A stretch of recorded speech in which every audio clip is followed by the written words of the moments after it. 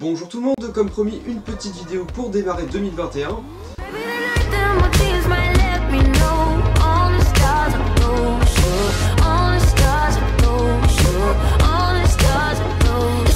Alors, on est tous d'accord pour dire que 2020 a été une année majoritairement pourrie. Mais d'un autre côté, le blocage des activités quotidiennes a fait que ça m'a permis d'être assez productif cette année sur YouTube. Et on va d'ailleurs commencer par ça, faire un petit retour sur toutes les vidéos que j'ai faites en cette année 2020. Je ne m'attarderai que sur les vidéos filmées comme les Art of Millennium et les White Video Store, donc je ne parlerai pas des YTP qui de toute façon ne nous intéresseront plus sur cette chaîne puisque j'ai décidé d'arrêter.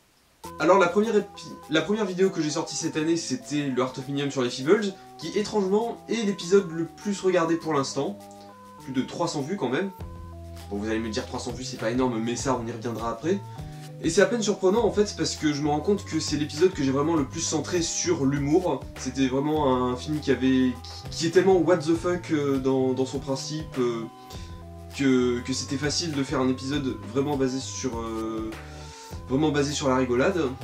Il n'est pas exclu qu'un jour je remette le couvert avec les premiers films de Peter Jackson en faisant un épisode, peut-être pas sur Bad Taste parce que j'ai vraiment très peu de choses à dire sur Bad Taste, je pense même que c'est le film de Peter Jackson que j'aime le moins. Peut-être un épisode sur Brain Dead, ça pourrait être intéressant. Après ça, il y a eu la vidéo sur Kung Fury qui pareil avait été sympa à réaliser. Et je trouve ça assez sympa parce que l'esthétique du film est assez proche de l'esthétique que j'essaie de faire dans Art of Millennium, le générique avec la grille violette et tout ça. Je trouvais que c'était assez cohérent. Je sais pas si ce sera très représentatif de l'avenir de l'émission, mais ça on y reviendra après. Ah oui, et bien sûr entre ces deux vidéos il y a eu le poisson d'avril, mais bon ça je vais pas m'y attarder 2 secondes parce que cette vidéo se résume assez bien en elle-même. Et ah oui, et je reprécise encore une fois, ce que j'ai dit sur Suicide Squad, ce n'est pas des blagues, c'est vraiment mon film plaisir coupable. Après ça il y a eu la première version du White Video Store sur Warner qui avait pas trop mal marché, j'ai d'ailleurs eu le petit plaisir d'avoir un commentaire de Félix Jaco en dessous de cet épisode. Donc oui, à l'heure actuelle, la vidéo n'est disponible que en non répertorié vu qu'il y a eu la nouvelle version qui est accessible sur Mixtube. J'oublie le nom de mon propre collectif, c'est pas possible. Ensuite, il y a eu la vidéo sur la ligne verte. Je crois que c'est l'épisode que j'aime le moins de ce que j'ai fait. Pourtant, La Ligne Verte, c'est un film qui m'est quand même ultra cher, il fait partie sans problème de mon top 10 de mes films préférés. Mais je sais pas, alors faire l'épisode en soi a pas été une horreur non plus, j'ai même bien aimé faire cet épisode. Mais le résultat est peut-être celui qui me convainc le moins. Putain, cette phrase est tellement mal construite. Après ça, il y a eu le premier épisode des Super Mario Vlog. Et franchement, je suis pas sûr de continuer la série. Non pas parce que j'ai pas envie de la faire, mais parce que j'ai un programme tellement chargé en termes de vidéos et même en dehors de ça que j'aurais peut-être pas le temps de m'y pencher davantage parce que j'avais une vingtaine d'épisodes à faire pour ça, pour chaque épisode de la série. Et c'est un peu dommage parce que à partir du 2e épisode, on commençait vraiment à entrer dans l'horreur qu'est cette série parce que le premier épisode encore était plutôt light, même si c'était, à bien y réfléchir, c'était un peu un plagiat de Tortue Ninja. J'aurais dû penser à faire cette blague à temps, mais finalement j'ai pas pensé. Mais voilà, c'est vraiment à partir du 2e épisode que la série commence vraiment à devenir atroce. Après ça, le plus gros morceau de cette année, ça a été la vidéo sur Quentin Tarantino, qui est l'épisode le plus long de l'émission, ce qui a été souligné par ID23 dans les commentaires par la suite. Alors c'est une vidéo qui a été très sympa à faire, plus pour la partie mise en scène, même si quand je m'y penche un peu plus en profondeur, je me rends compte que j'aurais quand même pu faire mieux. Je suis pas non plus insatisfait du résultat, mais j'aurais pu faire mieux.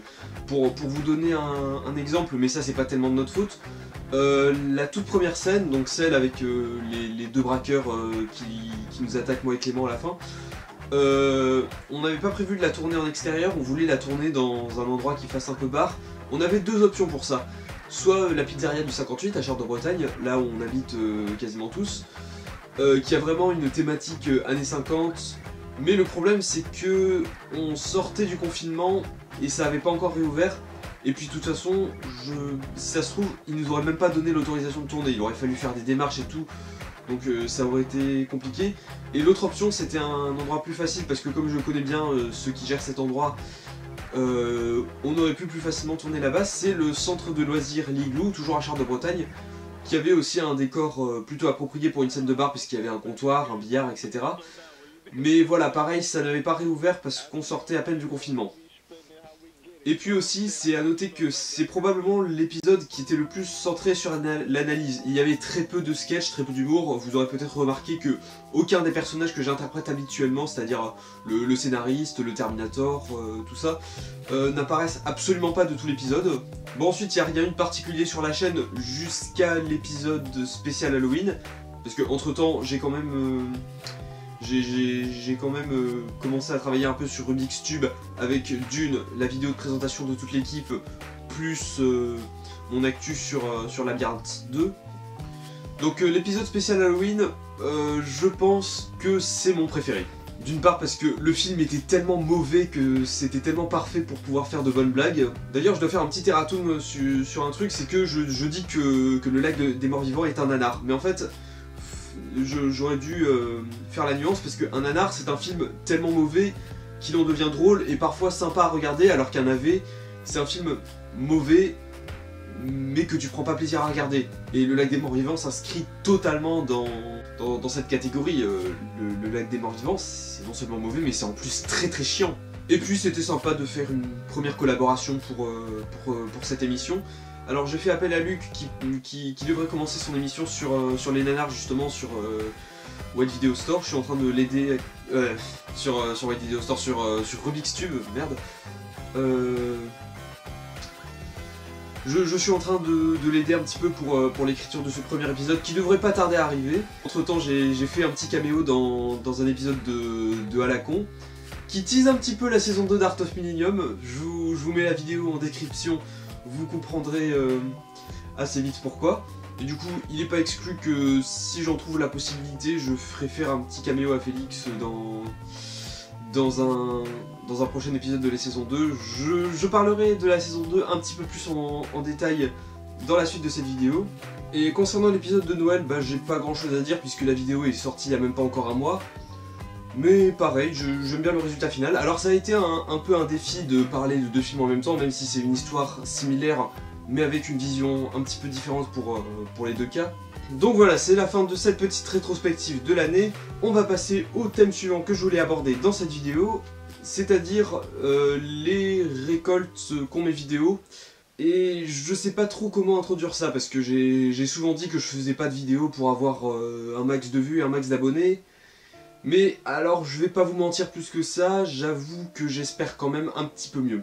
Alors j'espère un petit peu mieux pour la suite parce que j'ai quand même eu pas mal de retours comme quoi mes vidéos dans le fond sont bonnes, que c'est juste la forme à retravailler. Et je comprends que ça puisse en bloquer certains.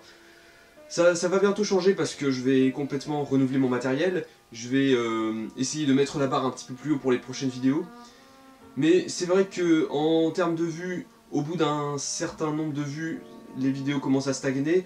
Et en termes de likes, j'en suis qu'à entre 7 et 12 likes par là. Pour vous dire, la vidéo la plus likée, c'est la première partie du Art of Millennium sur Batman, qui a 11 likes seulement. Là, c'est vous dire. Quoique non, je crois que les Feebles a plus de likes. Enfin, je sais pas, faudrait que je refasse les comptes parce que c'est plus très clair. Hein. Et c'est pour ça que je voudrais que vous me donniez votre avis dans les commentaires de cette vidéo. Est-ce que mon émission a vraiment du potentiel et est-ce qu'elle vaut le coup d'être continuée? Alors moi, je pense que oui, personnellement, j'ai tellement de projets que j'ai pas envie de m'arrêter de m'arrêter là. Et que ça ferait un petit peu... je sais pas comment dire ça. Ça ferait un petit peu défaitiste de laisser tomber parce que mes vidéos sont pas très regardées. Aussi, je suis un petit peu partagé quant au choix des films que je veux traiter dans mes vidéos, parce que ce que j'essayais de faire avant tout pour que cette émission ait un petit peu d'originalité, c'est de parler de films pas très connus.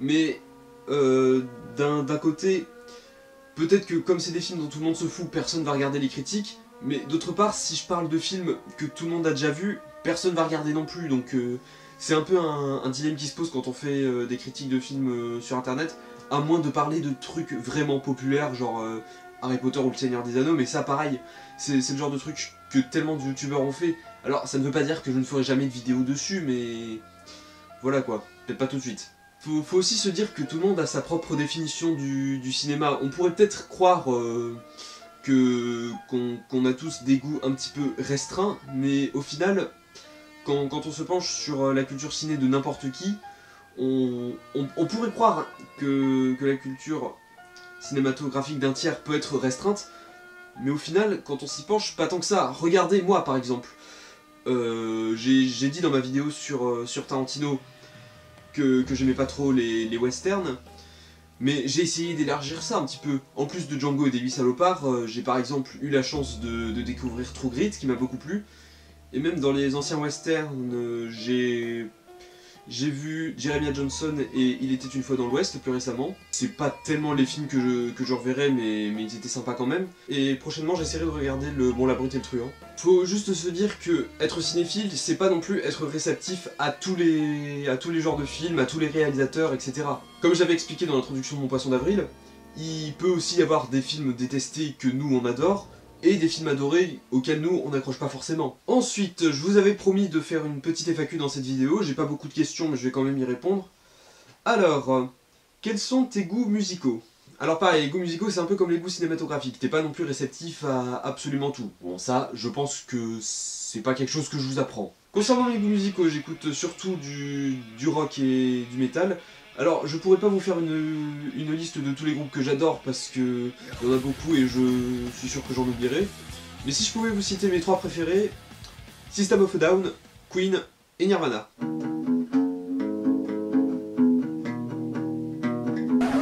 Alors, petite intervention du Lenny qui a oublié de tourner des trucs.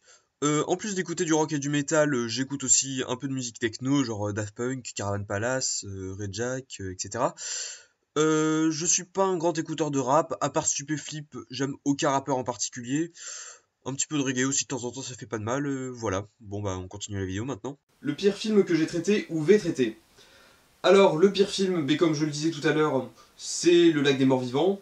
Et le pire film que je vais traiter, je suis pas sûr pour l'instant d'avoir vu un film que j'ai trouvé pire que Le Lac des Morts Vivants en fait. As-tu des actrices qui te font craquer?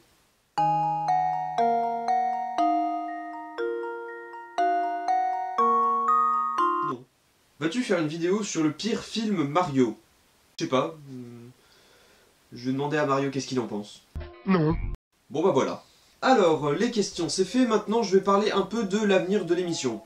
Comme je le disais tout à l'heure, je vais essayer de mettre la barre un petit peu plus haut tant au niveau de la forme que du fond. Et j'ai déjà choisi à peu de choses près tous les films que j'allais aborder pour cette deuxième saison. Qui devrait commencer en février du coup et qui devrait s'arrêter en été 2022 si j'arrive à tenir mon planning. Et comme j'ai pas fait un seul épisode dans la saison 1 sur un film de science-fiction alors que c'est quand même mon genre de prédilection, la saison 2 sera entièrement basée sur ça. Et je vais essayer de faire une grosse mise en scène qui va englober tous les épisodes. Alors j'ai déjà notamment, il y aura notamment deux énormes courts-métrages pour 2 épisodes.